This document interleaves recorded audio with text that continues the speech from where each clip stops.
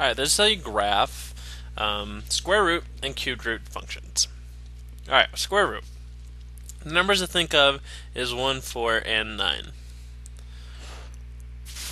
Cube root, the numbers to think of is plus minus 1, plus minus 8.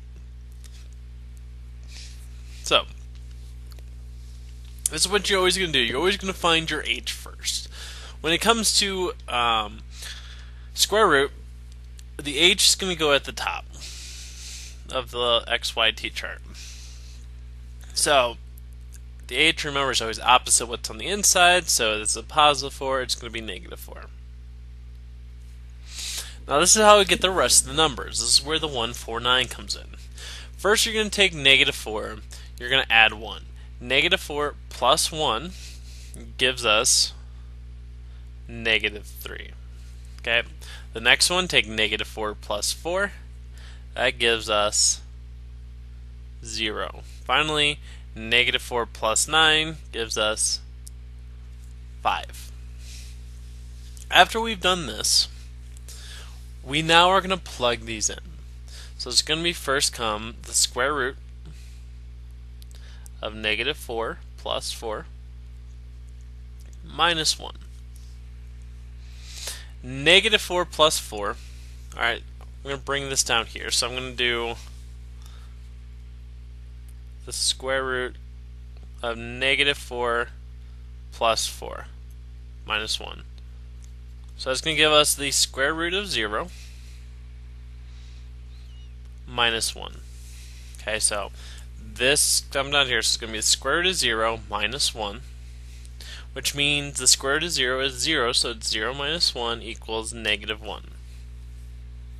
Now we do it with 3. So it's going to be the square root of negative 3 plus 4 minus 1. This gives us the square root of 1 minus 1. The square root of 1 is 1 again. Minus 1 gives us 0. So then we do it over here with 0 plus 4 minus 1. 0 plus 4 is going to give us 4. So it's going to be the square root of 4 minus 1, which equals 2 minus 1, which equals 1. Finally, the 5. 5 plus 4 minus 1. That's the square root of 9 minus 1, which equals 3 minus 1, which equals 2.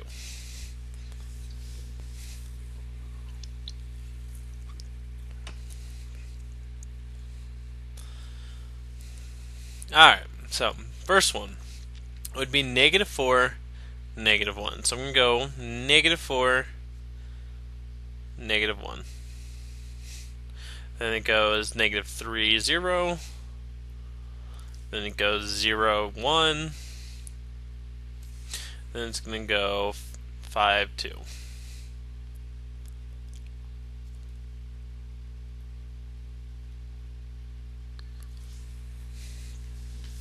So your square root function should look like that. Now, going on to the next part. Cubed root. We use plus minus 8. So I'm going to do the t-chart up here since it's going to probably be easier up here. So first we've got to find our h. Our h is always the opposite, so negative 5 becomes positive 5.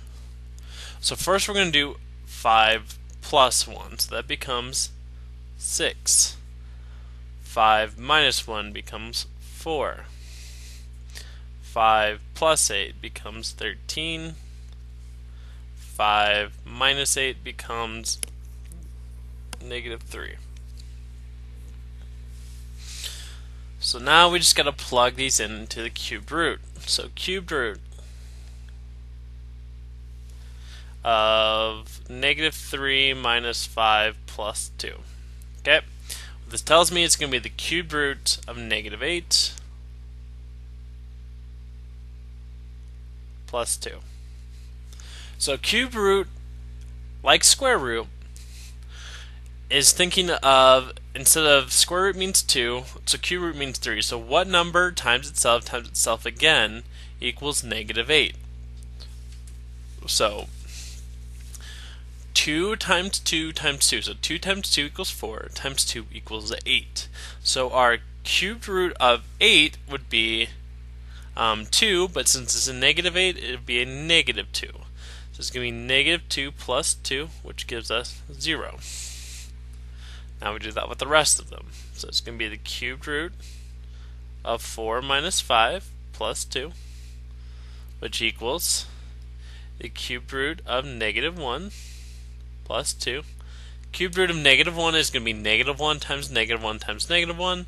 So it's just negative 1 plus 2, which gives us 1. So the next one, 5 minus 5 plus 2, which equals the cubed root of 0 plus 2, which is just 0 plus 2, which equals 2.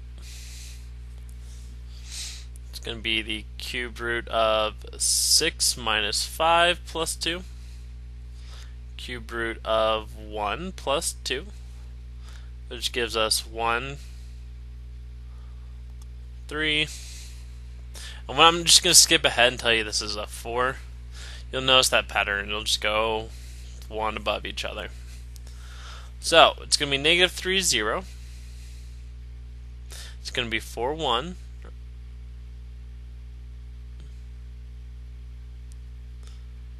It's going to be 5. Oh, I put no, it's 4, 1. My bad.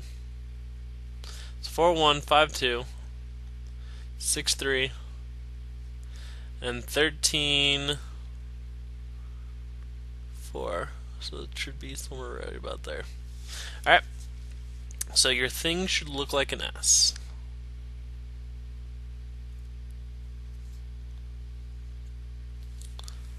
And that is how you do graph square root and cube root functions.